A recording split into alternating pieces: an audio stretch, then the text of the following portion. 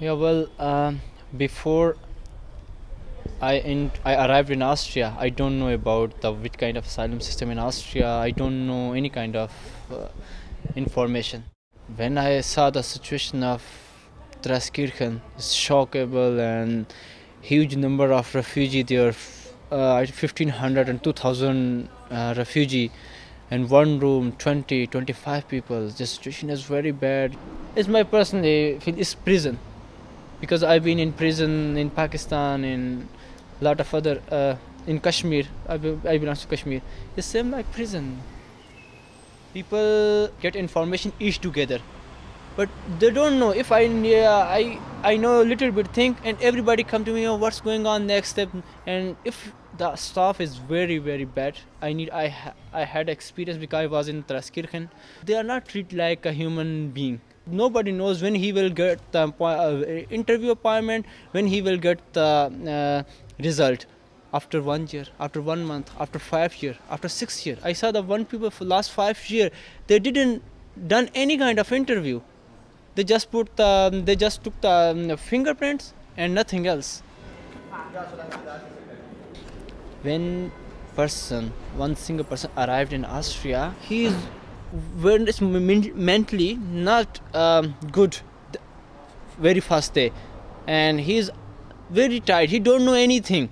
I just if you can't imagine this how difficult this journey. If you come to Iran, Turkey, Greece, and Macedonia, Serbia, Hungary to here, it's it's too much difficult to come here alive. Come here.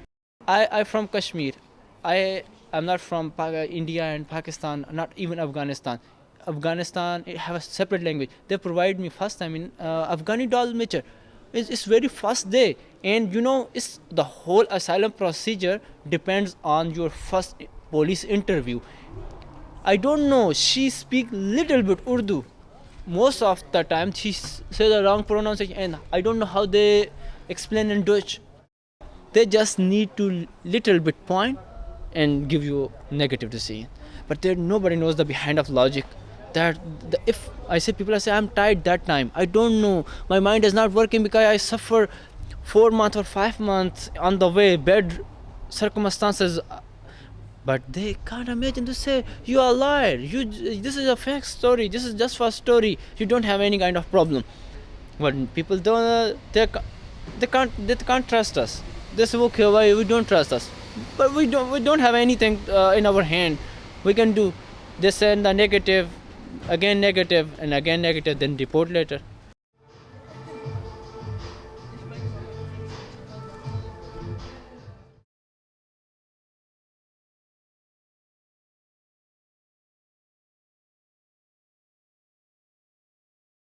Last Saturday, in the early hours of the morning, I received a devastating message that said Mohammed Nassim Najafi had died at Yonga Hill Detention Centre.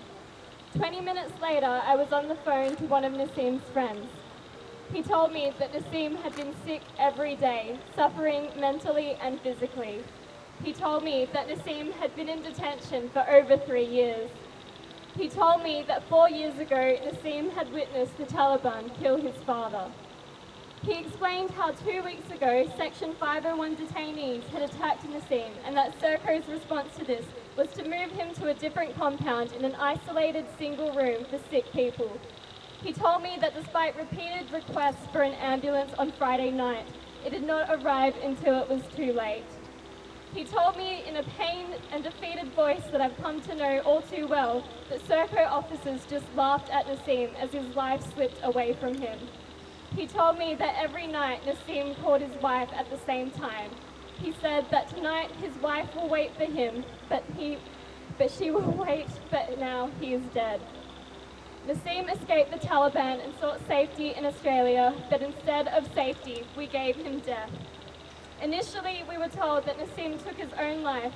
The department has denied this, and others have suggested he died of a heart attack. The exact circumstances around his death remain unclear, but what is clear is that ultimately it was our mandatory detention system that killed him. This young man is not the first to have had his life stolen by the immigration department. 2 years ago, Ahmad Ali Jafari died in Villawood Detention Centre in circumstances eerily similar to what we've heard described over the past week. Last year, Reza Barati, a 23-year-old Kurdish asylum seeker, was brutally beaten to death on Manus Island. In September, Hamid Karzai died as a result of medical neglect after contracting a treatable infection. Each death is not a number, each death is not even merely a name. Each death is someone's friend and someone's son. After having survived and escaped persecution in Afghanistan, Nassim arrived in Australia hoping to find safety and freedom, only to be detained indefinitely in an immigration prison. He wrote these words last year. I can exactly remember. It was late 2011. My heart had shrunk to the size of a small cage. The future that my family had dreamed for me seemed unrealistic. All my hopes were destroyed. I became a person who was tired of being tired. I was not able to walk anymore.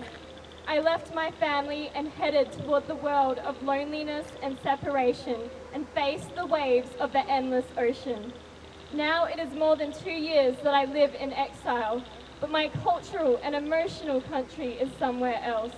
The place where I spent my childhood and adolescence in, where my real personality formed. The place that I am in love with its every mountain and stone. The place that its dirt for me is better than gold. Even though I don't physically live there currently, but I still have a strong love and emotional tie towards that land. You may not believe when someone says they have left their country because of death or torture. It is as if the entire world has become against refugees. Yes, that is true. For refugee, every situation is associated with pain and suffering. I know that these days, even for the earth wants to sell its shadow in the sky. Therefore, I am ridiculing the world because this is the only thing that the world has given me. It is always pain and loneliness, and I have experienced both. This time I ask you to look in my eyes and see what I have gone through. In the past week, I have been contacted by several of Nassim's friends who have shared with me some of their thoughts, their heartache, and their memories of their dear friend. I would like to take a moment to share some of these with you. The first friend I spoke to said, "He was a very nice man. I can't believe it. I am crying, Michelle. Why they keep him in detention center for so long? You know, sometimes when I was chatting with him, I was telling him, do you need anything I can send you? But he didn't want anything from me. He was only telling me to pray for him. All the time we were joking, we played volleyball. Whatever I have is sweet memories that I've spent with him." And another said, "I'm not seeing humans in Australia. Immigration killed my best friends." To members of the Hazara community here tonight, I say we stand with you and we extend our sincere condolences to Nassim's friends, family and community. Immigration has killed or is killing my friends too, and we have a responsibility to try and stop them from crushing more innocent lives and souls. Stop the boats does not mean saving lives at sea. It means go die somewhere else or we will kill you slowly here. Last month, a young Tajik asylum seeker friend, no older than myself, narrowly avoided deportation to Kabul, which for him would equate to a death sentence. We watched in court as he told the judge, "Your Honour, you have the authority to save my life. You are the only one who can save me. My life is in your hands." We watched as the judge ruled against him, and we were confronted with the reality that he would be sent back to almost certain death. Fortunately, at that time, Kabul would not accept his return. However, he's been given a new deportation notice for next Tuesday, August 11th, and we fear that this time he might not be so lucky. In response to Nassim's death, one of my dearest friends on Manus said to me yesterday, "No one can imagine, but I can, because I might be him. He had a lot of wishes, but now I'm crying about my fate, about his fate, and about others' fate. Why is it so dark?" Indeed, we are in dark times, but light can be restored, and it is our responsibility to make it happen. Every day I ask my friends to try not to give up, to try not to lose hope that the future will be better, and I do believe that.